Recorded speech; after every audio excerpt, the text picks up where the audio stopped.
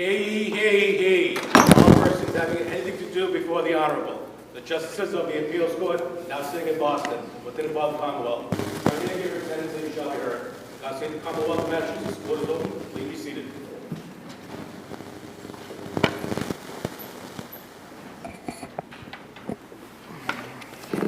Good morning, everyone.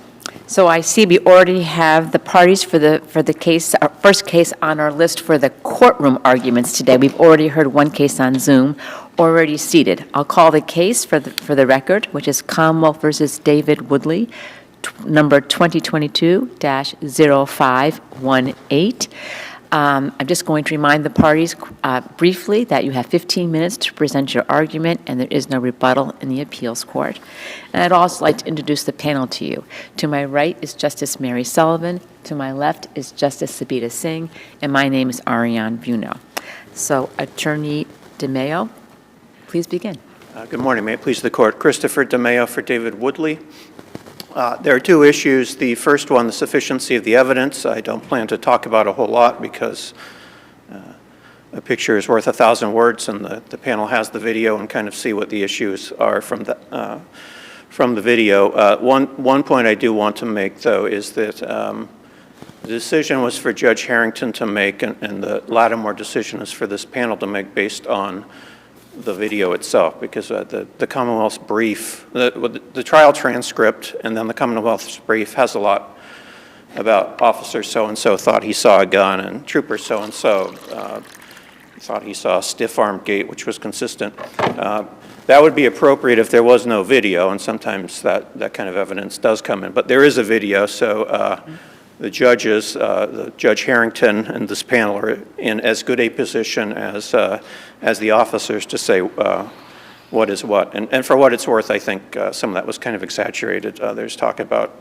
stiff arm. I mean, Mr. Woodley is rattling dice and rolling dice and hopping around on one foot with one shoe. So I thought that was... Well, we do have the video. Yeah, you have the video. So unless there's any further questions on this Lattimore issue, I'm going to talk about why the conviction should be reversed if we lose the Lattimore. I'll just ask one housekeeping question. You do agree that we have the authority to view the video ourselves and make a decision regarding the sufficiency of the evidence based on our review? Yes. Okay. Yes. All right. So the second issue is the authentication of the video. The video is obviously the key exhibit at trial, I guess, besides the gun. So if it came in erroneously, it would be certainly prejudicial, I would submit. It was admitted around pages 29 to 30 of the transcript over objection. I want to be clear, there's kind of two parts to the video issue, so to be clear, there's the video system itself, so there's a camera somewhere in New Bedford that's transmitting this data to a police station a mile or two away, and the police officers are viewing it on a screen and to some degree controlling the camera remotely. And then the second part of that is there's some kind of computer system which allows them to replay it, because they talk about replaying it on video, and apparently allows them to record it because we have this DVD which came from somewhere. So I'm not conceding either of those two parts. The second part, I will say, Officer Oliveira did testify that when he watched the video at trial, it looked like, when he watched Exhibit 1, he said it looks like what I saw on the screen because of the angle and so forth.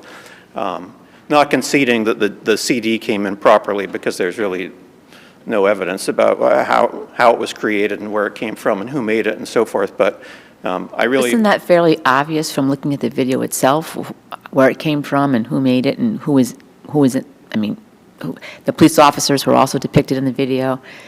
I mean, according to this court in the Conley case, you're supposed to have some kind of,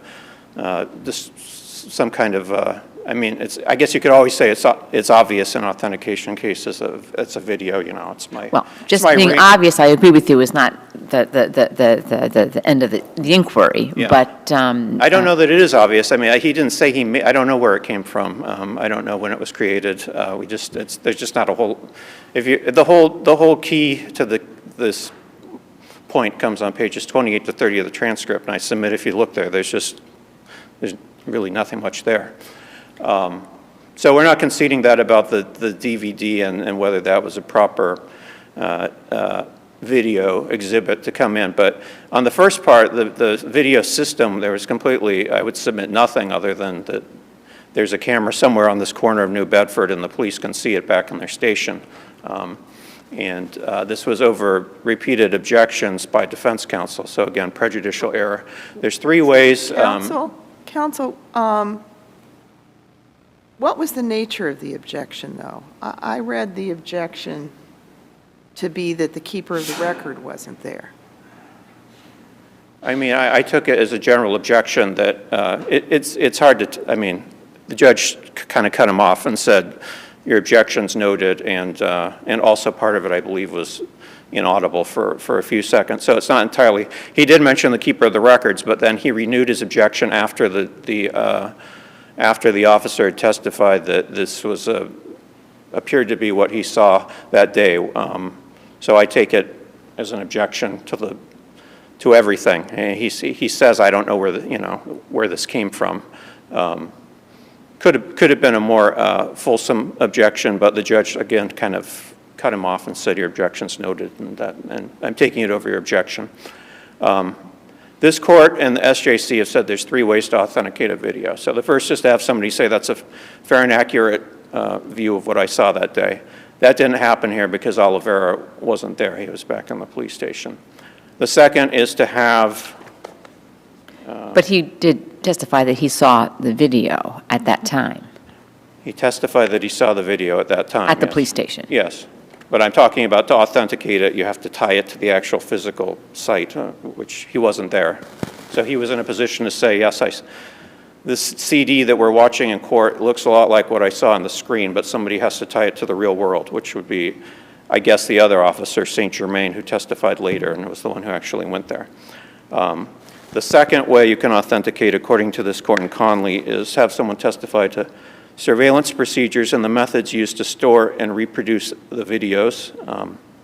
I would submit we just didn't have that here if you read pages 28 to 30. And the third method, which the Commonwealth talks about in their brief, in which the SJC discussed in the Davis case a couple years ago, is to have circumstantial evidence. And I take this to be kind of, I think the first and third theories are kind of the same. If you have enough circumstantial evidence that it's fairly and accurately depicts the scene, then you can kind of use that in lieu of having a witness say this fairly and accurately depicts the scene.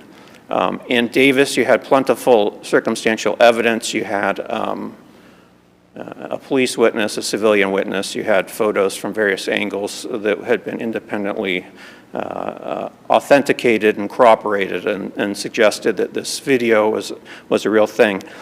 Here, the first point, I guess I want to draw the court's attention, this is a preserved objection, and the person who actually, according to the Commonwealth, laid the foundation is St. Germain. He didn't testify till later, so I mean, if this were sufficiency of the evidence, if this were a substantial risk, you might say, well, he should have taken it to Bene and then admitted it later, and no big deal. But this was over objection. But the second point I want to make is this just wasn't really plentiful circumstantial evidence like you saw in the Davis case. This was, it was Officer St. Germain said, I went there, yeah, I found this guy, it's Mr. Woodley, he identified him, and there was a truck. But it's very thin, assuming the court would consider that after the fact. So we would submit that was not properly authenticated. The judge was on notice of the objection. It's really kind of a matter of principle now. Mr. Woodley's already served his time, so I guess the principle is just that when it's a serious crime, firearm is an 18-month mandatory minimum, so and things are done a little bit more expediently in district court sometimes, but when you have a case like this where there were objections and it was brought to the judge's attention and it came in, I would submit that if the court rules for the Commonwealth on the Lattimore, that there should be a new trial, and if the Commonwealth wants to retry him, so be it, but those are the points we wanted to make today. Okay. I see no additional questions. I just want to assure you and your client that whether or not the time has already been served, we take the case just as seriously as if he was still serving it or had to serve it. So you Certainly. can assure him not to worry about that. Certainly, yeah. Okay. Thank you.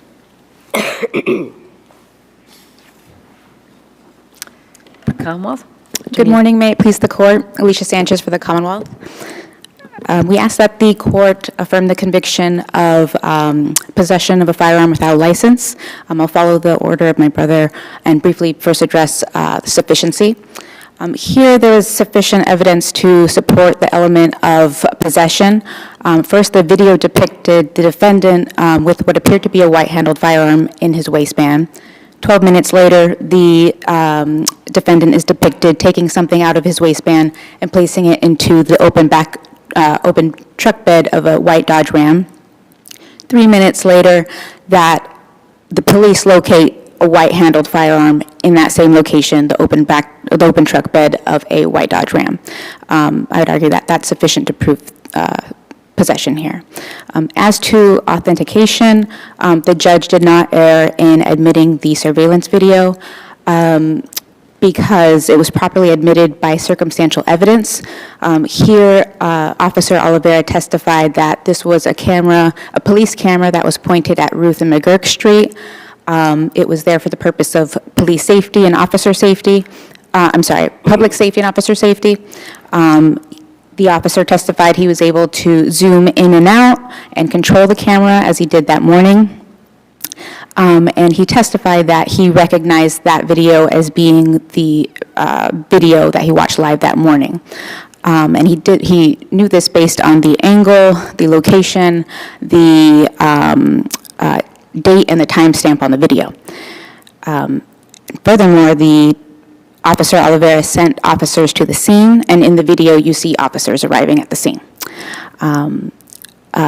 This was more than sufficient for a fact finder to find that this was what the proponent claimed it to be, which was a surveillance video pointed at the scene that morning that he watched live. And the defendant needs to prove abuse of discretion here, which he can't because St. Germain later testified that he confirmed what was seen in the video was what he witnessed in person at the scene. So if there are any questions, I'll ask the court to affirm the conviction. I'll confer to the panel, and I see no questions. I think everything's explained very well in both briefs, and so we understand all the points. Thank you both very much. We'll take the case under advisement and get an answer back to you as soon as we can. Thank you. Thank you. The next case we have before us is Commonwealth versus Winston WAITE, and if I've mispronounced the defendant's last name, I expect that you will correct me.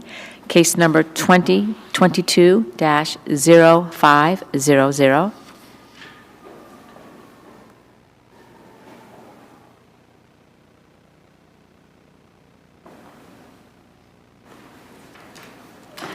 Good morning, Attorney Maddox. Good morning, Your Honors. My name is John Maddox for the defendant Winston WAITE. Before I get started, I just want to mention a recent Rule 23 case. It's not exactly on point, but it is a corroborational case. It's Commonwealth versus Jassy, J-A-S-S-E. Well, could you go just a little slower for me, please? Sure. Commonwealth versus, yeah? J-A-S-S-E, Jassy. It's 102 Appeals Court 1107. It's a Rule 23 case. It doesn't involve a statement as to the driver. The actual statement was the person was doing the defendant was doing the field sobriety test, and he said, "I couldn't do this if I were sober," and so they pointed out that they distinguished Leonard by noting that there were a number of observations by the police regarding lack of sobriety. Okay. This is a corroborational case involving ambiguity as to the identification of the driver. There are two key factors in the totality of the circumstances that suggest that there was insufficient corroboration. One is that there was no evidence as to possession of the keys. That's on Volume 1, pages 143 to 144. Trooper Hayes was asked if he recalled where the keys were, and he could not. He noted that they were not in his police report either. So that's one factor making it similar to the Leonard scenario, where there was a struggle over the keys in the front seat of the car, where the wife was sitting on the husband's lap, so it was unclear which of those two were the drivers. Similarly here, we have Mr. Waite outside of the car with a female companion. So this is a scenario where there are two possible drivers. If you look, there are 6 factors. One, the two people being outside of the car. The second being the lack of evidence as to possession of the key. And in that regard, I would distinguish the case from the Lombard case, that the defendant had the keys in his pocket, and the Robitor case where the defendant gave the keys to the police officer. There's a couple of other factors that make this similar to Leonard, which was reversed for ambiguity as to the identification of the driver. One is that the seat positions were not checked to see if they matched up to Mr. Waite's height or to the height of the female companion. I'm not sure, I don't have the page cite on that, but That's all right. I mean, isn't the big difference between this case and Leonard that in Leonard, the second person, the wife, said, "I was driving"? well, And in this case, you have, no one volunteers that, and he agreed to do field sobriety tests, which would suggest that he thought he was driving, because why would a passenger do a field sobriety test? Well, the ambiguity as to the wife's testimony versus her statement at the scene in Leonard was that at trial, she testified to say that she was the driver. At the scene, she I believe, said that the husband was the driver, or at least did not make a similar statement that she was the driver. So there was inconsistent statements. Well, and he had inconsistent statements in Leonard as well, but that's kind of my point, which is, isn't this case a lot different? He Well, says, "I was driving, no one else claims they were driving." He's not inconsistent, and he performs the sobriety tests. Under Adams, I think Adams is the case to distinguish. Okay, in regard to the wife's testimony, it's true that she's making express statements, and the female companion in Waite is not making statements of any kind either way. To me, that's similar in that you don't have a statement that is clear cut that the defendant is the driver. So one is express, one is But like, do we require direct evidence? Don't we usually permit well, it's the Commonwealth to satisfy the Lattimore standard with circumstantial evidence? I suppose, but here it's a totality of the circumstances test. You take the factors as a whole, give them whatever weight you deem is appropriate.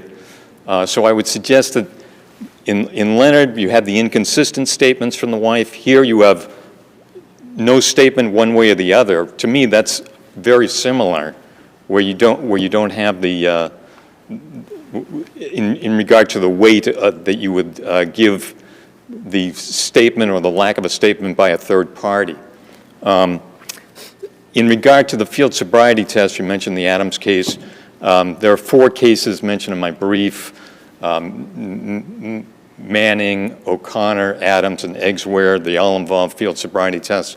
All of them have stronger pro-Commonwealth factors if you're weighing the totality of the circumstances here. In 2 of those cases, there was a sole driver. So it wasn't a Leonard 2-person scenario. I believe that was Manning and Eggsware. Eggsware was the one where they followed him home. So it's not a scenario where there's ambiguity as to the identification of the driver. In the other 2, O'Connor and Adams, those are 2-car accident cases. In one, there was a group of people, bystanders outside, who identified the defendant as the driver. So that's a stronger pro-Commonwealth scenario than we have here. We don't have that. Similarly, in Adams that you mentioned, the operator of the second vehicle identified the operator of the first vehicle as the defendant. So we have that statement that came in. I'm suggesting that when you look at that factor, even though it tends to be pro-Commonwealth, I mean, Mr. Waite submitted to the field sobriety test, but I would suggest that the other cases are stronger. Also, the trooper testified that he's had experience with people covering for the other person who was the real driver. So that's his testimony, that's Trooper Hayes' testimony. That indeed could be what's going on here, where the statement by Mr. Waite that he's the driver could be a covering for his female companion. If you were doing that, he'd be taking the field sobriety test as well. So I don't think that lends too much. The other factor, the remaining factor, is the further statement that he swerved to avoid an animal. I want to apologize to the panel for failing to cite the Galensky case, which the Commonwealth cited in their brief. I missed it. It was in footnote 4. It's a 128 case, instructive, not controlling. But also in that case, you don't have to worry about not citing a 128 or a Rule 23. That's okay. Okay. Well, in that case, it was a stronger pro-Commonwealth case in the sense that Ms. Galensky in that case also stated that she swerved to avoid a construction barrel. That construction barrel was there to be seen by the police officer, so he could literally physically confirm that statement. This, in Mr. Waite's statement that earlier he had swerved to avoid an animal, the animal's long gone. There's no way that the officer could confirm that one way or the other. So I would suggest that it's not as strong as Galensky. Also, it falls into the general idea of statements suggesting he's covering. So I would suggest that we have a legitimate Leonard fact pattern here. If you weigh those 6 factors that I just mentioned, I would ask you to reverse on a Leonard rationale. I'd like to move on to my second argument, if I may. Mr. Waite also contends that there was a substantial risk due to the lack of a Gallagher dissent jury instruction. The Gallagher dissent says... Ask for the instruction? It was not. It's substantial risk. I can go through the 4 factors. Isn't there also, you have to first show there's error, and isn't there also just a general rule that judges do not have to give instructions sua sponte? I mean, how do we say there's error? How do we say there's an abuse of discretion? I think it still falls under the substantial risk standard of review, Your Honor, and I would ask you to look at the... That's only if we find that there was error, and Gallagher's a dissent, and there's no request. So how do we say it was error for a judge not to give an instruction that no one asked for? Well... It's not a required, it's not a reasonable doubt instruction, right? It's not a... I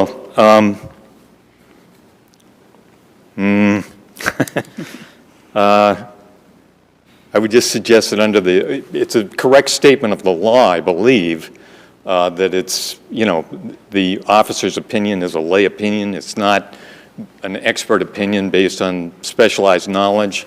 So I think it's a correct statement of the law, first of all. That's the first part of a Randolph analysis for substantial risk. I think that is a correct statement of law. I think it could be prejudicial here to Mr. Waite, where it was a closed case, and there was a distinct possibility that the jury could have given undue deference to Trooper Hayes' opinion as to Mr. Waite's performance on the field sobriety tests. That could have been, outcome determinative in this case. So I think it's a correct statement of law. It's implicit in a sense that the failure to give that correct statement of law in where it matters is an error. So So And I just have the following observation, and you can respond or not. But I always, at least speaking for myself, I approach these arguments regarding a sua sponte instruction with caution, because if judges do that a lot, the concern is that they run the risk of interfering with the defense's theory of the case and theory of the defense. Well- It's a be careful what you ask for argument in some ways. Sure. I don't think there's a reasonable tactical rationale for not requesting the instruction. The defense attorney talked about the walk and turn test and the one-legged test in his closing argument. That's not inconsistent with requesting this kind of a jury instruction, pointing out that the trooper's opinion, could in fact be wrong. And there's testimony. The trooper testified that a certain percentage of people flunk tests even though they are not impaired. So there's a danger to that. I think there's a danger in according undue deference to the trooper's opinion. If I could move on to another issue. Still have a couple minutes. Go ahead. In closing argument, the Commonwealth urged the jury to try the walk and turn test in the jury room. There's the Beauchamp case says you're not supposed to encourage the jury to conduct experiments in the jury room. In that case, it was a murder case involving a dent in a wall. And he said, you try putting a dent in the wall. Apparently that was a rhetorical suggestion. But in this case, it wasn't. It was telling them the walk and turn test isn't as hard as the defense attorney just told you in his closing. You guys try it, and it's not that hard to do. That's inappropriate. One reason it is improper is that they're doing it, in the middle of the afternoon with lights on a flat floor. Mr. Waite's doing it barefoot on an imaginary line in the middle of the night on a highway. So it's not the same, and it could, and it's not evidence either. Unless there are any other questions, I'd like to rely on my brief. Thank you, Your Honors. Yep, we're all set. No further questions. Thank you very much for your argument. Commonwealth? Attorney Kennedy? Good morning. May it please the Court, Nathaniel Kennedy for the Commonwealth, asking you to affirm the defendant's conviction for OUI first offense. I'm going to begin today with issue number 3. Counsel just ended with that. That's the prosecutor's closing argument and the concern that her statement, and I'll read verbatim from the transcript. She states, so he does the 9-step walk and turn, and we saw defense counsel during cross. I have a little bit of trouble. You guys can try it in the back of the room. It's very simple. You have to walk in a straight line, and I suggest to you, if someone can't walk in a straight line without being imbalanced, that's from this transcript, or not taking 9 steps, ask yourself, can this person safely drive a vehicle? So as I point out in my brief, the very passing comment, try it, we know that is frowned upon from the Beauchamp case. It's not good to encourage the jury to try their own experiments. However, that's not the crux of her argument. That's not the crux of her closing argument. And as I say, the 2016 Di Benedetto case, the prosecutor's primary point was not centered around the improper comment, but was instead focused on more forceful points. And what we have here are the more forceful points of her argument, which include the actual indications of intoxication and how the defendant was unsafe to operate a motor vehicle. That included, 1, that the defendant crashed his vehicle, hitting a curb, that he had admitted to drinking earlier in the day, that his eyes were bloodshot and glassy, he had slurred speech, there was an odor of alcohol, he didn't know what time it was, and also there was evidence that he had blood in his system based on the .07 breath test. So that was all in evidence, and those were the more forceful points that the prosecutor was relying on to show impairment, to show that the defendant couldn't safely operate a motor vehicle. So where counsel properly identified the Beauchamp case, it's the suggestion to make your own inquiry to the jury is error, it's frowned upon. However, rhetorical comments are not likely to induce the jury to actually do Well, what but that. do you really think this was rhetorical?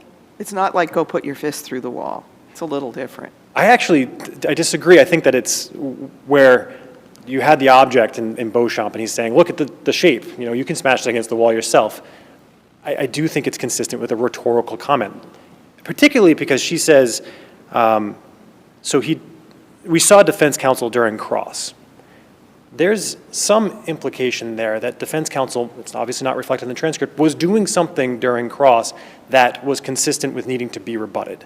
And that is, it's not that hard to do if you're sober or if you're not intoxicated.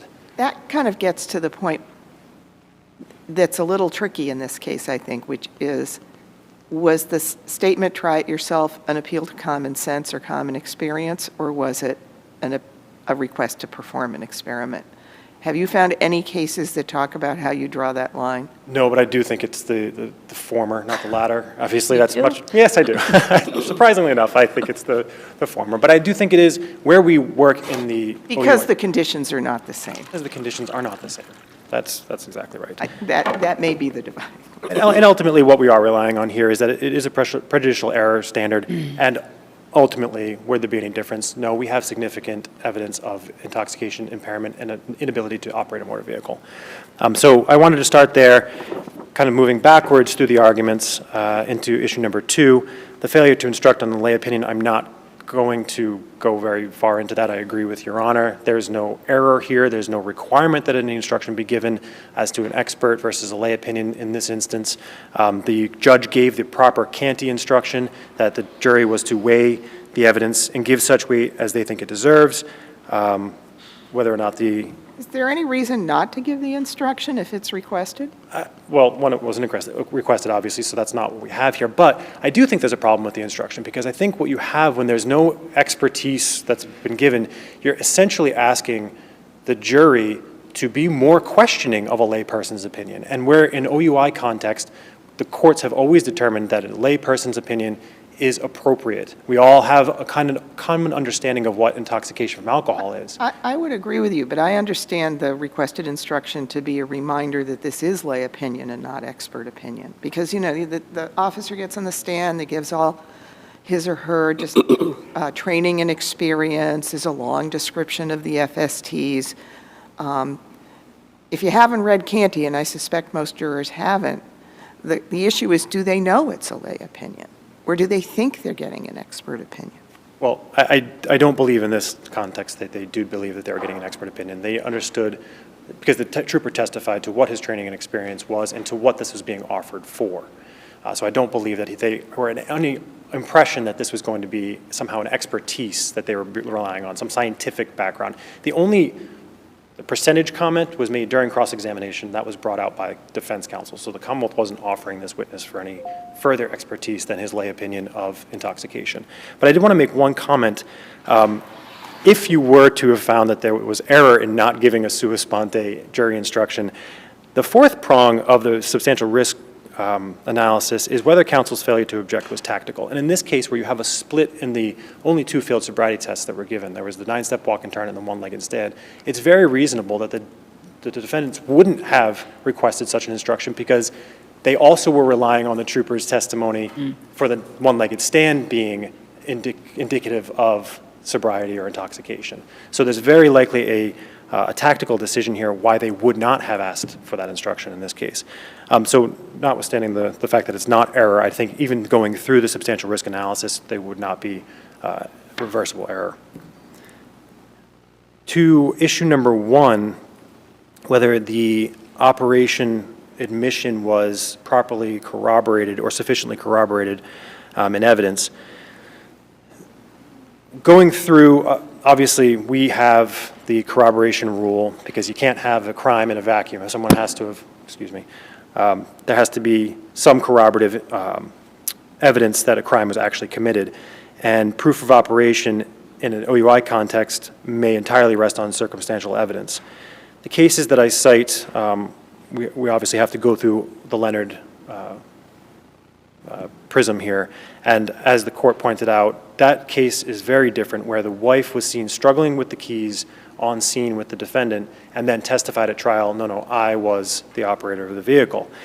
The Galensky case that I do cite, and I know it's an unpublished decision, but it gives a very nice discussion of all our cases of OUI corroboration. So that's Leonard, Manning, Adams, Boothby, and interestingly enough, I think the facts of the Galensky case are extremely similar.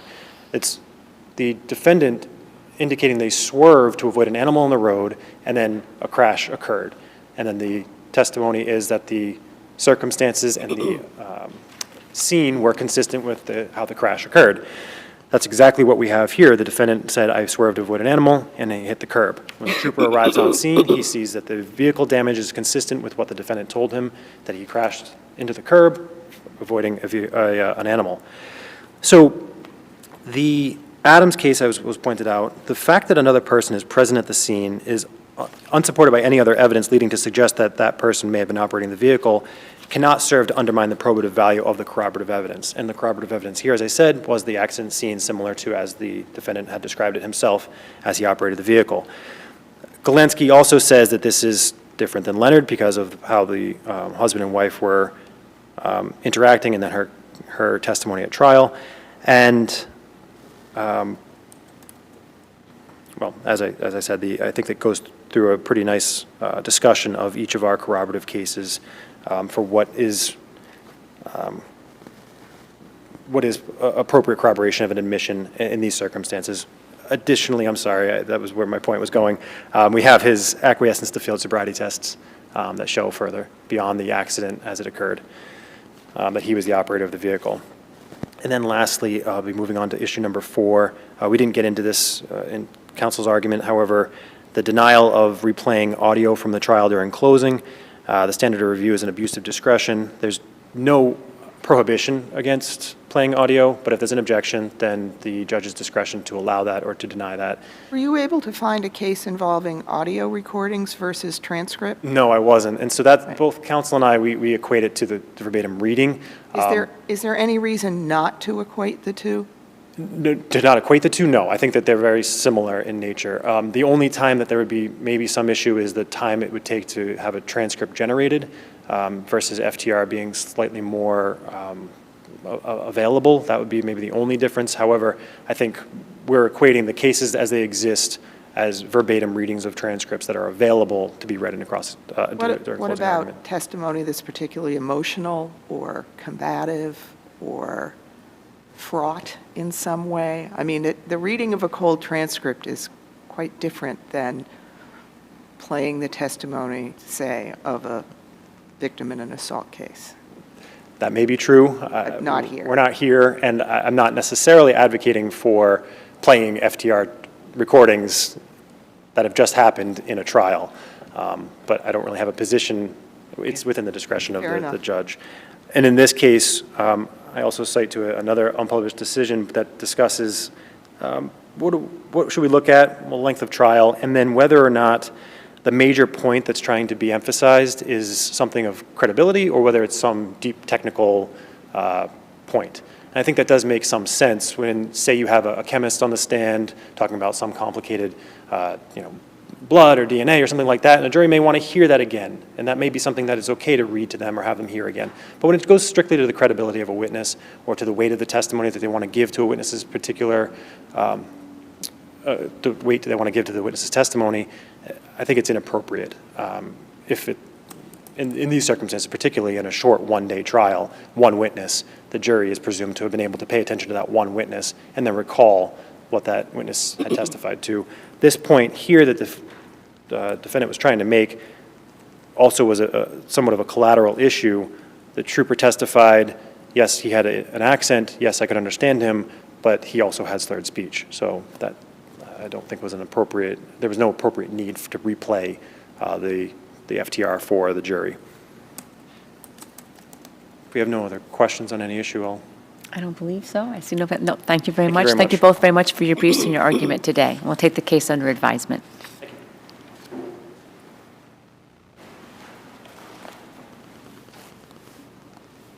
All right, the next case on our list is DARRIEN GOETZENDANNER, and I'm going to need some help making sure that I pronounce that name correctly, versus Paul TRESSLER. Case number 2022-0226. If it may please the court, Bruce Green on behalf of Mr. GOETZENDANNER, who is here today. This is I'm going to call it an unusual case, different than any I've ever handled, and there's regulations that have been promulgated by the parole board, which I'm going to suggest were not followed in this case, for several reasons, but 303.17 paragraph 2 requires them to conduct a final parole revocation hearing on the first date of parole eligibility for his intervening sentence. And that didn't happen in this case. In 2008, this court remanded the case for a modified order, and that never happened. And I'm not in a position to tell you whether it was the Department of Correction, the parole board, or somebody else, but that court's order got ignored for a 10-year period of time, and there wasn't a final revocation hearing until 2019. So at a final revocation hearing, it's a two-part proceeding. One is to determine whether there is a violation, and the second part is to determine what to do. Given that my client had been convicted of another crime, I'm not going to belabor the point to say the question of violation would have been a strong one, but the question of what to do would certainly be an issue. When I say what to do, the parole board would have two options, at least. One would be to revoke his parole, and the other would be to re-parole him. And in a case where somebody's serving a sentence, re-parole him means allow him to serve the time concurrently with the intervening sentence. And that didn't happen in this case. Now, I know the hearing judge said that he was not prejudiced. Now, when it comes to prejudice, it's our position that the deprivation of this final revocation hearing was the deprivation of constitutional right. And if that's the case, then the burden of showing there was no prejudice would be on the parole board. And I know the parole board relies on the case of Greenholz to say that this is not a constitutional right. But Greenholz is a very different case in that there were inmates that were seeking to be paroled, and the reverse is the case here, where Mr. GOETZENDANNER was out on parole, and this was a revocation hearing. So all the protections afforded under Morrissey versus Brewer would be applicable to this case. Most importantly, a hearing in a reasonable amount of time. And I know that the parole board relies on the Moody case to say that it's okay for a parole board or the parole commission, as it was in Moody, to wait until the expiration of the intervening sentence and then conduct the final hearing. And I would suggest Moody is very different than this case. Number one, only 3 years had elapsed for the defendant in Moody before he was going to be before the parole board. And there's no federal equivalent of Rule 303.17 that required the parole board to conduct a hearing earlier than that. And the other key difference in that is that the parole commission in Moody had the option at the end of the intervening sentence to essentially allow him to go back and serve concurrent time with the sentence that had just ended. And that's not an option here in this case. Could I just ask you, at this point, what would you be seeking if we understood your point and we're in agreement? What remedy are you seeking? Well, the remedy would be to terminate his parole, to end the sentence. So my position is that he was prejudiced, and even if we don't consider this to be a constitutional case, I know the parole board cited cases where there was significant delay in some cases, and the court said that there was no prejudice. The difference is, in each of those cases, the delay didn't change any event that happened. There was a 5-year delay in a child custody case, but the trial still happened. There was a 4-month delay in a judge issuing a ruling, but he did issue the ruling. All of the defendant's appellate rights were still there. All the same things happened. In this case, that's not true. The final revocation hearing that was supposed to happen in 2008 and perhaps each year after that, those never happened. But it did eventually happen. Yes, it did happen, but And your client did not request or or refused to participate in any hearings prior to that. Is that right? The hearings that did happen in 2008, he did not go to the hearings. However, keep in mind that he did ask his institutional parole officer about whether this would be addressed, and the response was that he was already done with this sentence. So I think holding him accountable for not participating in a hearing that, as far as he knew, wasn't going to take place, and I think that's supported because the parole board's position is that they didn't even know about any of this, so they certainly weren't going to be addressing this. But as I said before, it's a two-part hearing, the first part being revocation. So the only real issue in any of these hearings would have been whether he was going to be re-paroled or not. So if I may follow that to its conclusion, because the other piece of your argument here is Slavka. Yes. As I understand it, your claim is that he's serving more time than he would have served had he received a violation hearing immediately after the appeals court decision. Is that your argument, or that he should have received a violation hearing even a decade earlier than that, or both? Well, Which hearing date do your claims of prejudice turn on? well, I would say that he's been prejudiced either way. Had this court not done anything in 2008, he would have been finished. Right, but we did.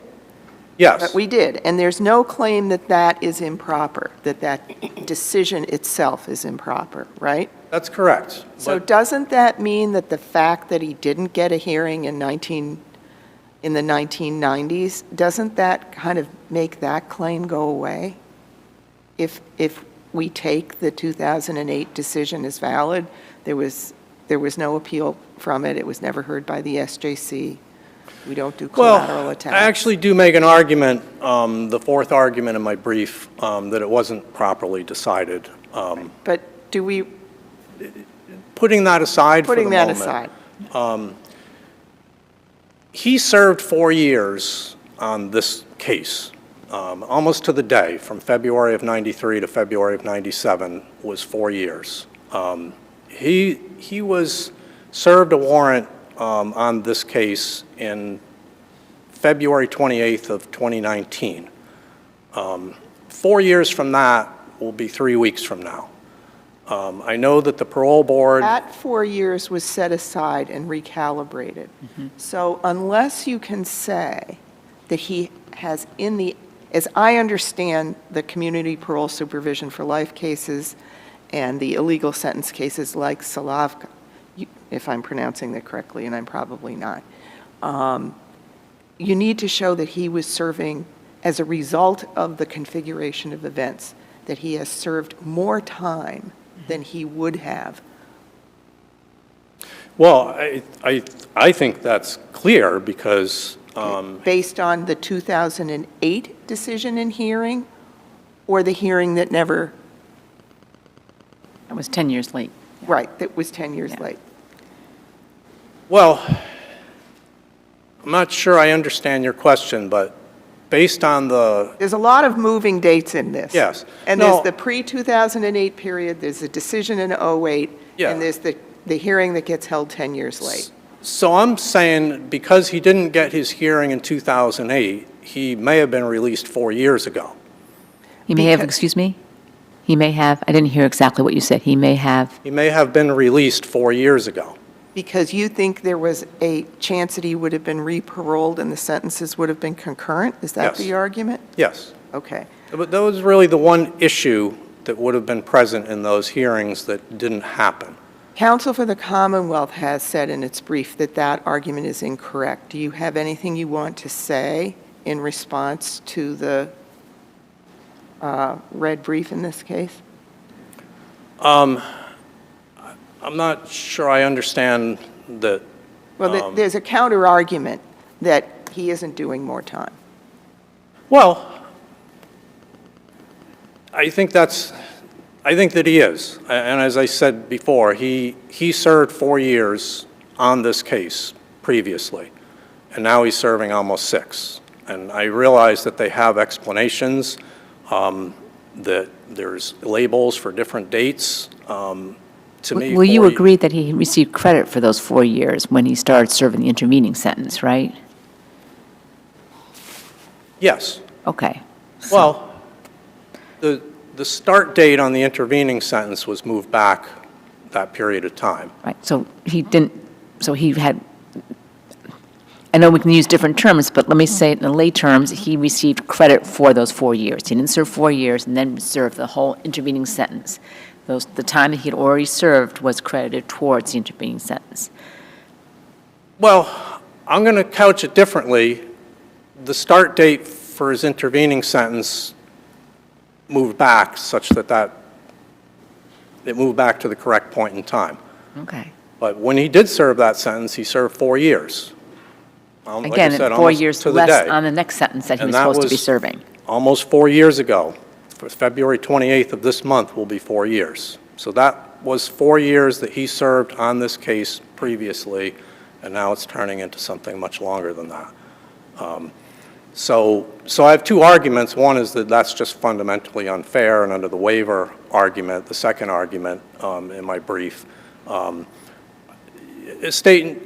sentence, a parole needs to be pursued with reasonable diligence. And in this case, if you take the Commonwealth as a whole, between the Department of Correction or the parole board, there's no way it can be said that that was pursued with diligence. That was 10 years that this court's order was just ignored.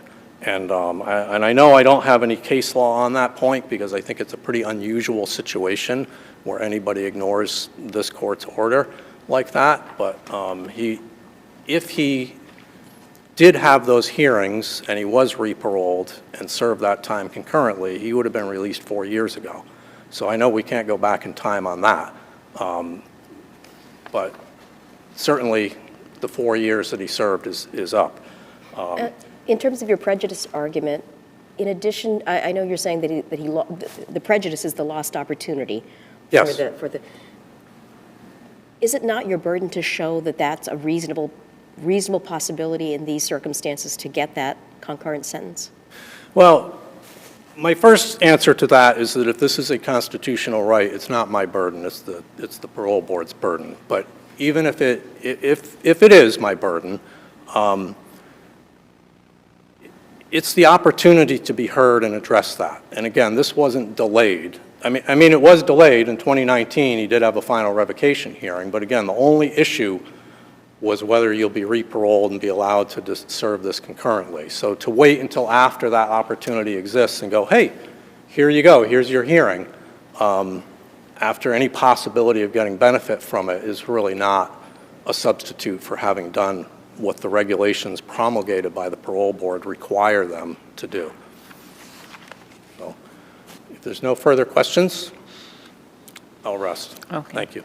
I see none. Thank you very much.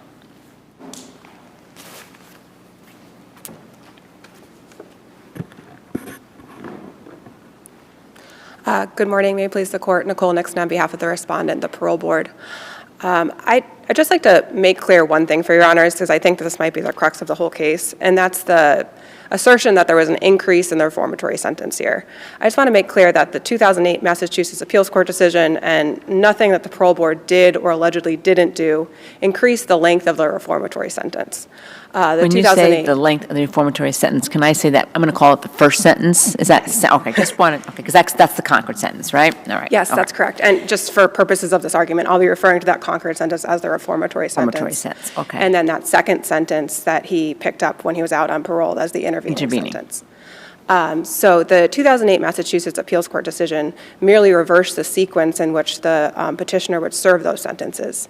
And once that happened, the 4 years that he had already served on that reformatory sentence was then credited to the intervening sentence. Any good credits or anything like that he got on that reformatory sentence was credited to the intervening sentence.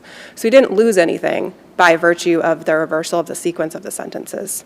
And I think that for that reason, The Solovka claim fails. I think there's another reason why that claim fails, which is it's essentially an attack on the 2008 Massachusetts Appeals Court decision, which habeas corpus is not a proper vehicle to do that. But even if you get past that, where there was no additional punishment imposed here, Solovka just doesn't apply, and there's been no double jeopardy violation. Could you remind me whether or not the second sentencing judge said anything about the relationship between the second sentence and the first sentence? So I believe that the second sentencing judge did say something, and he made it clear that the sentences were not to be served concurrently, rather they were to be served from and after. That was my memory as well. Does that not address the concern that had he received his hearing earlier, would reparole have been an option for the parole board, given that statement by the second sentencing judge? Your Honor, I think that's exactly right. I don't think that reparole, or I guess if you want to take counsel's position that he would have served those sentences concurrently, I don't think that would have been an option for the parole board. And even if it was, I think it's a speculative option at best.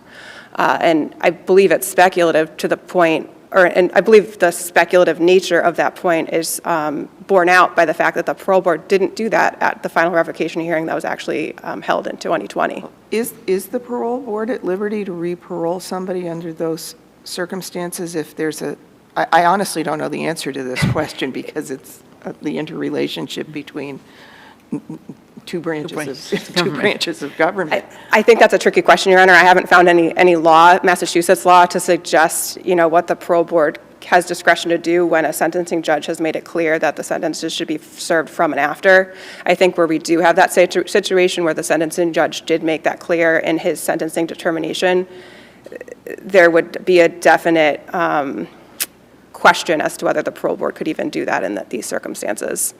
I think also if you look at Moody v. Daggett as well as Commonwealth v. Collins, those cases both make clear that there's no right to serve sentences concurrently. And I think that also weighs against the prejudice analysis in this case. And if there's no further questions as to the other arguments, I just rely on the arguments I've made in my brief and ask that the Superior Court decision dismissing the habeas corpus petition be affirmed.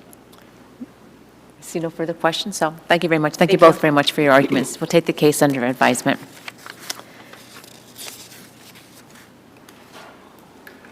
All right. The next case involves the Department of Children and Families versus Mother and Another. I remind everybody that this case is impounded, so please be careful and use pseudonyms for all the parties' names. The number of the case is 2022-0763.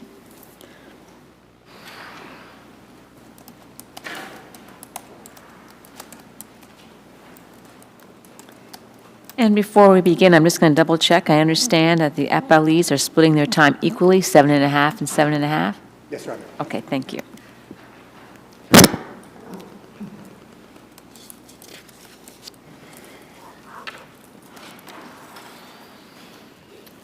Good morning. Good morning. Members of the panel, may it please the court.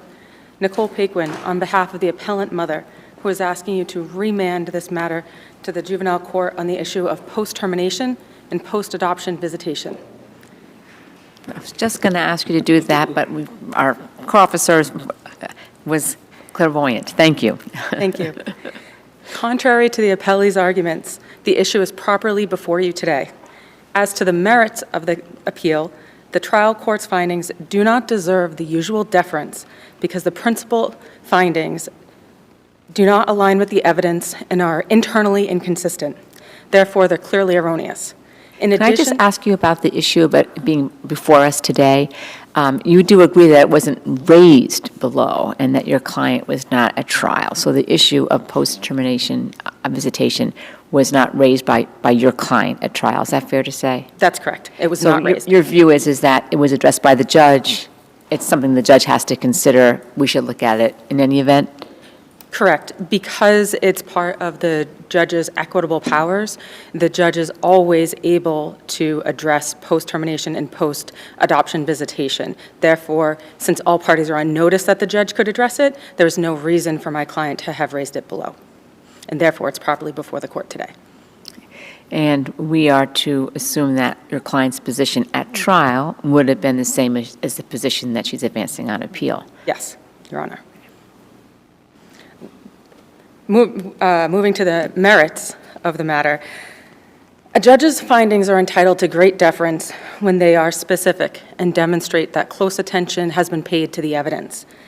When the judge's findings are so divorced from the evidence that they are unreliable, then the appeals court must no longer accord that same deference to the judge's inferences and findings. Here, the judge made inconsistent findings regarding the children's bond with the mother, which show a lack of attention to evidence. The judge first made multiple findings about the existence of a bond between the children and mother. Based on the department's own records, the judge found that mother engaged with the children during visitation, which steadily increased to overnight visits through March 2021. These are findings 85 through 92.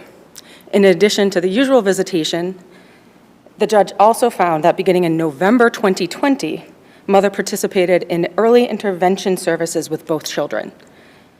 And she would join these virtually when she didn't have a visitation or a visit with the children at the time of the early intervention appointment. That was, again, beginning in November 2020. That's finding 76. The judge then inexplicably issued a finding that there was no evidence that mother was appropriately engaged in visits past July 2020. That was finding 113 and conclusion of law 42. The judge therefore drew a line in the sand at July 2020, concluding that there was evidence that mother was engaged with her children before July 2020, but not after July 2020. This line is arbitrary, and it's not based on the evidence, and it's contrary to the judge's earlier findings. The judge's own findings show that mother was so engaged that the visits went so well that they proceeded to overnight visits 8 months after that arbitrary line of July 2020. Even after the department decreased mother's visits to once per week in April 2021, mother continued to attend the vast majority of visits, with the last visit taking place 6 days before trial. This was a paper trial. There was no testimony. There's no evidence. There's no allegations contained in the department's own records suggesting that the quality of mother's visits decreased at any time. The judge lauded the quality of the visits before July 2020. There's no evidence to suggest that the quality declined at any time after July 2020. Where the findings are inconsistent and ignore the evidence, with the judge's line arbitrarily drawn at July 2020, despite evidence to the contrary, this panel should not give deference to the judge's baseless inferences and findings. In addition, the judge compounded her error when she concluded that mother engaged in behaviors, including domestic violence and substance use, that inhibit the formation.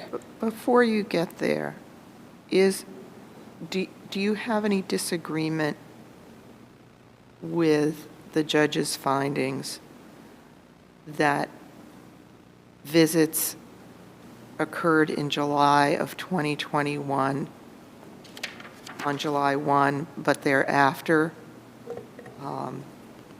they were sporadic? In July 2021, I'm looking at finding 95, and it appears that after July of 2021, not July of 2020, a number of visits did not occur, partly due to mom's health, partly due to her hospitalization. that is correct. And that at one point, the social worker, as of October, was unable to reach her.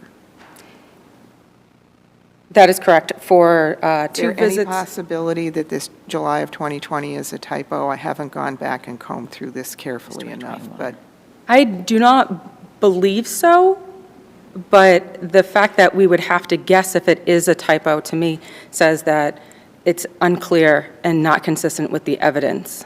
well, let's say we were to agree with you. I'm still looking at the visitation history in 95 through 100. and it is sporadic, and she does have ongoing health problems. She does have ongoing health problems. Mother was diagnosed with COVID, and she was also hospitalized. She did miss some visits between July 2021 and October 2021. However, she also attended at least 4 visits virtually during that time, showing that she was making effort to attend when she was able. Yeah, I mean, the judge's finding was that she was unable to form a healthy bond. It wasn't no bond, it was a healthy bond. And into that word healthy, the judge imported the notion of her ongoing struggles with substance abuse. Correct? I think it's fair to characterize it that way.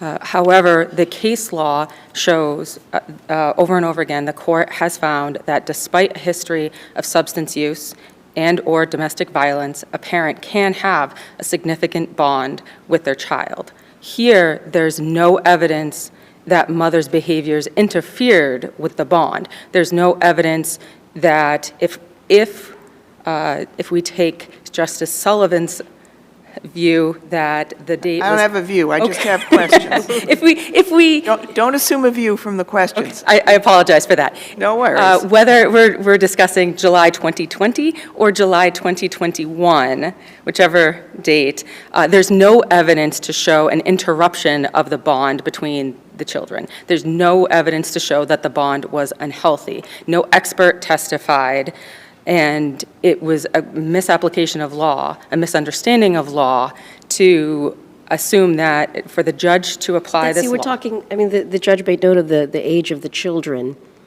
Yes. 3 weeks, the amount of time that the child had spent away. So all of your statements are assuming a bond to begin with.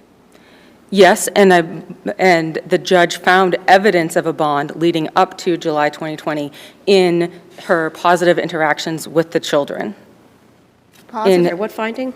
85 through 92 show that mother and child were No, I'm saying appropriately... a finding of a bond. She found it evidence that the mother was engaged, suggesting a bond. The judge ultimately did not find that there was a bond. The judge ultimately found that there was no evidence of a healthy bond between the children. But her findings at 85 through 92 show that mother was appropriately engaged. The evidence also shows that the older child, the son, was showing evidence of a bond, hugging his mother, speaking about his mommy's house in between visits, sitting with his head on her lap. There was evidence of a bond between the child and mother.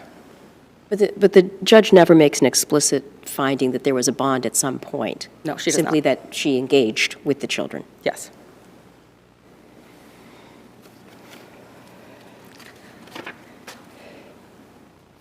The judge did, however, make a statement that it was the mother's behaviors that inhibited the bonding. And there's no legal basis for that statement, given the case law. And there's no evidence to support that mother's behaviors, the domestic violence or substance use, inhibited the formation of a bond. Well, to the extent that those behaviors prevented the visits from happening, would you agree that that would inhibit? It's unclear from the, yes, if mother was unable to visit because of her behaviors, that could eventually, theoretically, impact bonding. There's no evidence that that occurred here. And the visits that appellees note were missed occurred over the course of less than 4 months in 2021, after mother had been very engaged with her children from the time of removal in January 2020 until July 2021, when visits became less often. Although mother did continue to, after the visits were decreased in April 2021, mother did continue to see the children at the vast majority of visits offered between April and October. I'd like to address the last error before I run out of time. The judge also made a clear error of law when she considered the foster parent's position on visitation. The judge incorrectly applied the two-pronged test set forth in adoption of Alona. In Alona, the child was bonded with the biological mother whose rights had been terminated. Alona's pre-adoptive mother was supportive of continued contact and would continue to allow Alona to visit with her biological mother. Because of this, the Supreme Judicial Court weighed the benefit of a court order for visitation for Alona against the rights, or against the intrusion of a court order for visitation upon the rights of a pre-adoptive or adoptive parent.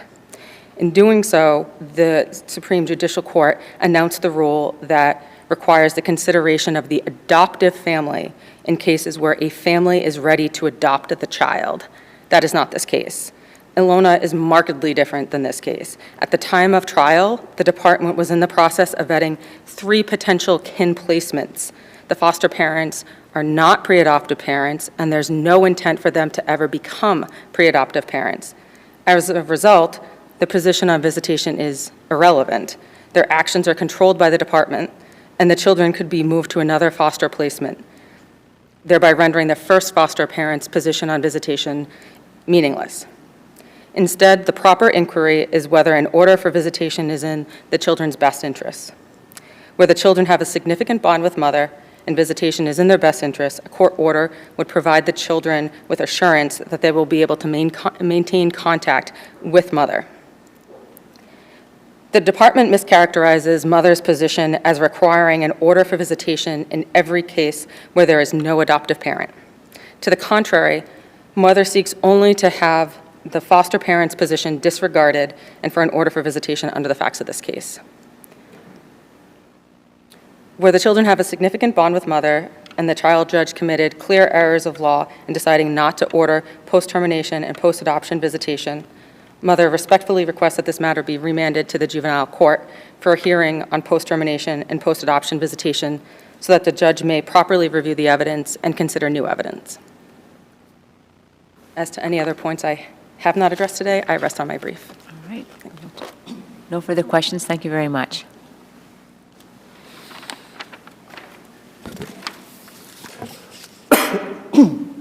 Excuse me. May it please the Court, Jeremy Bayless for the Department of Children and Families. Post-termination and post-adoption visitation orders are a right that lies with the child. They are put in place in order to facilitate the child's transition on the tortuous path from one home to permanency. They are not a right that lies with the parents. As a result of that, unlike findings of unfitness or the question of termination, there is no presumption in favor of a bond or in favor of a visitation order. Rather, there needs to be affirmative evidence of not just positive contact, Douglas makes that clear, not just visits went well, but of such a significant bond between the parent and the child such that the abrupt severance of that bond is not in the child's best interest. And when the judge was making that decision at trial, the facts that they were facing was that in the months preceding trial, mother had relapsed, she had ceased therapy, she was becoming more sporadic in her attendance at visitation. She still attended visits, but worse, with less frequency than she started. And then at trial, mother doesn't show up, which is really why waiver is probably the most important argument here, is that mother didn't attend trial. She did not show up and she didn't ask for an order of visitation, and therefore, and the court took a negative inference from her lack of attendance of trial. So when looking at the question of whether or not these children were so bonded such that a visitation order was in their best interest, part of that best interest analysis is from the view of the court, it's very possible that the mother had fully abandoned the proceedings. And making a visitation order with a parent who doesn't want to attend visits or does not want continued contact with the children, I posit would clearly not be in their best interest. And so that's why there aren't the exceptional circumstances necessary for this court to review an unraised or waived argument below and actually get to the merits of mother's visitation arguments. But even if you're inclined to, the arguments must fail. There's no affirmative evidence that the bond is such that the children, that an order will be in their best interest, that the children will be harmed in any way by the lack of a visitation order. The court's, any error in the court's findings or imprecision in the court's typography is harmless because the evidence is clear and is supported by the record that mother was doing worse at the time of trial and that she was doing so in a way that could potentially have significant impact on the children. Finally, just to briefly touch on the foster parents' position. While foster parents are obviously not entitled to the same level of deference as pre-adoptive or adoptive parents, they don't have those rights, that doesn't preclude the court from considering the facts before it.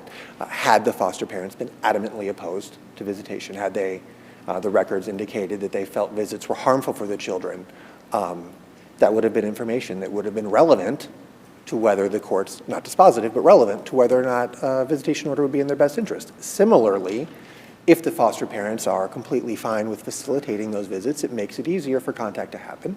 It makes it easier for contact to happen without a structured visitation order. It's not dispositive, it's not given the same weight as a pre-adoptive parent, but it certainly is relevant information that the court did not err in considering, and nothing in the court's findings indicate that it was treated with any additional weight or additional legal significance than is appropriate. But certainly, if the foster parents, for example, had been in favor of such a position, and as in this case, it seems as if they facilitated and were helpful during various times during the course of various visits, how should that have been? How would that inform a judge's decision? Because, as I said, giving it the opposite, let's say they're in favor of it, the foster parent's position is just short term. That's the nature of foster parenthood.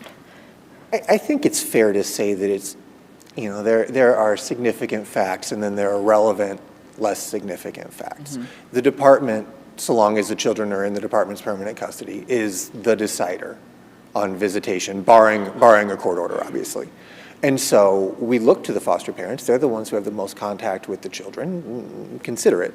And so the court can consider that. But it's not a significant factor, and it's not to the same extent that an adoptive parent. Did that answer your question? Mm-hmm. So it is a fact to be weighed in the grand scheme of things, but it is not one that I would expect to often tip the scales, if that makes it clearer. And with that, if there are no further questions or other issues, I'll rest on my brief and cede my time to my sister. Thank you. Thank you very much.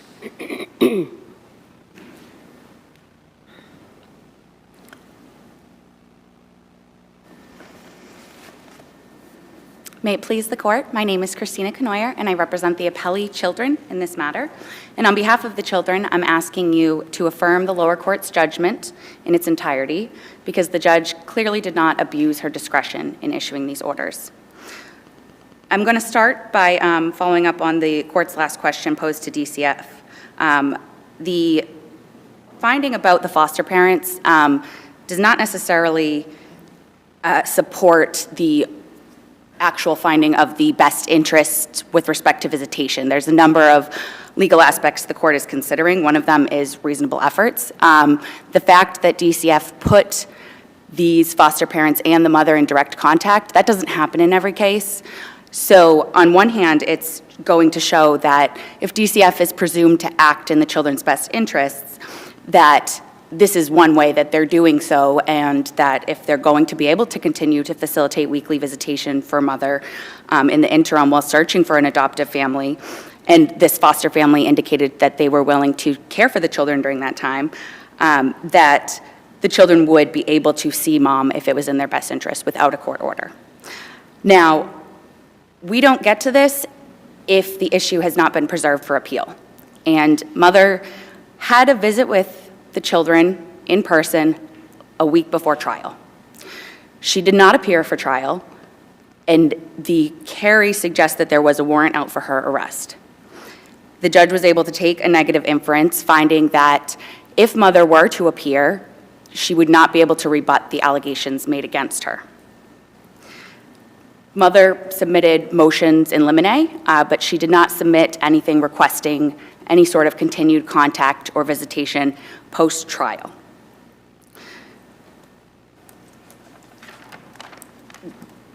Mother, after the fact, cannot come before this court and ask this court to review the lower court's decision without pursuing that in the lower court first.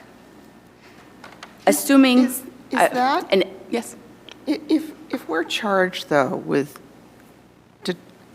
reviewing the best interest of the child, does that waiver rule apply as an absolute bar, or are we looking at this under the extraordinary circumstances test? Mother has not alleged any extraordinary circumstances for not raising this in the trial court. I'm not saying it's an absolute bar. You're saying we should approach this with caution.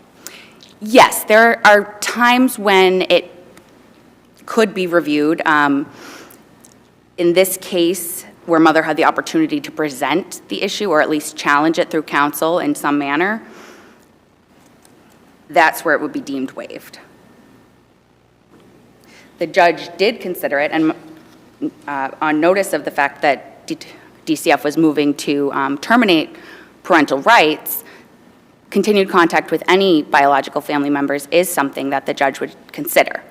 So the parties were aware that continued contact would already be at issue.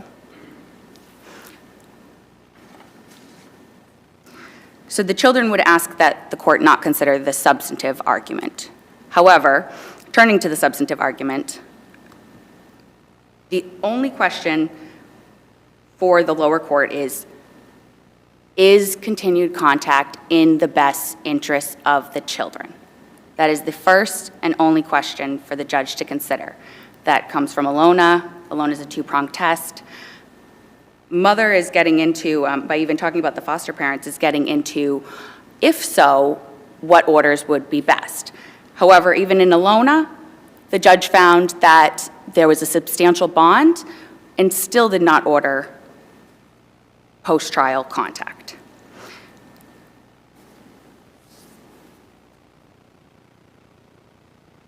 And we also see from Rico and Vito that in cases where there's a substantial bond, the judge has the discretion. However, there's no evidence from the record that it would be in the children's best interest to have continued contact with Mother. Bonding is an expert term, but the courts in other cases have recognized the natural bond between parents and children. However, that exists at birth. And the judge did note that that Mother had positive visits with the parents. And Mother had positive visits with the children, I apologize. The judge did not issue orders that are inconsistent. And on that note, the July 2020 versus 2021 issue, the children would argue, is Scrivener's error, typographical error. When the order is read in its entirety, you're able to follow the timeline of events. The judge does jump back and forth between dates when talking about the different issues that she was evaluating. But ultimately, July 2020 appears to be the only date issue in there. And even on the judge's first page of her conclusions and findings, the longer second issued order in July, there's a number of dates that are correct. January 21st, 2020, January 24th, 2020, May 25th, 2021 is when the goal was changed. These are a lot of 2s and 0s and 1s. And I think it's reasonable to excuse one typographical error about the July 2020 date when the judge's findings do go on to explain how after July 2021, the visits clearly deteriorated. And on the subject of bonding and attachment, where there's no expert to testify about bonding, it really is the judge looking at the positive attachment and to some extent speculating about what might have inhibited the bond. However, the mother's substance abuse clearly did prevent her from having visits when she needed to be hospitalized for substance abuse treatment, for mental health treatment. And in 2021 is when we see that even though the judge recognized that there had been positive visits up until then and that there was a positive attachment, visits went well, there's no evidence that the children had difficulty separating from Mother or that they had meltdowns outside of visits wanting her. In February and March is when the children had overnights and actually asked for the foster parent instead of mother, and mother ended up calling DCF and ending the visit early. And that was the last overnight that they all had together. From there, the visits sporadically occurred virtually for 2 months, in July and August, I believe. And the children would just ask that you affirm the judgment of the lower court in its entirety, and I will rest on my brief. Thank you very much. Thank you, all of you, very much for your arguments today, and we always take these cases very seriously. We'll look at it carefully, examine the record, and get back to you as soon as we can. Thank you. That is the last case we have on our list for today. I want to thank everybody very much for participating today, and the court will stand in recess. All rise.